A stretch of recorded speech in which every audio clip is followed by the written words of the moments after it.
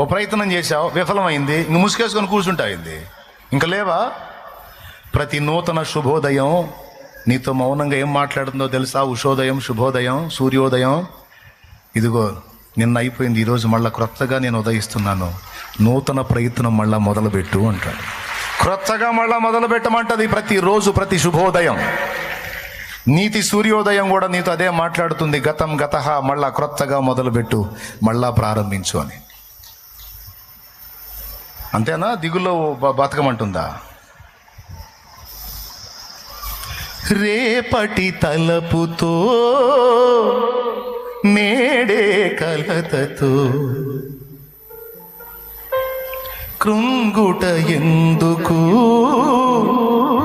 కలవరముందకు. కొంతమంది నేను ఇంతసేపు చెప్పినా కూడా ఆ సున్నితత్వాన్ని పోగొట్టుకోపోతే నాదేం పోయింది చెప్పు? కూటం అయిపోతే నేను బైబిల్ సంఖలో పెట్టుకొని జంపు.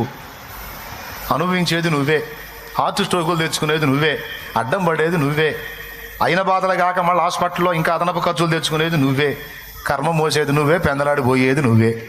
పోతావా? లేదా నేను చెప్పిన మాటిని ధైర్యం తెచ్చుకుని అంతేనన్నా ఏమైనా కానీ అని ఇట్లా అంటావా?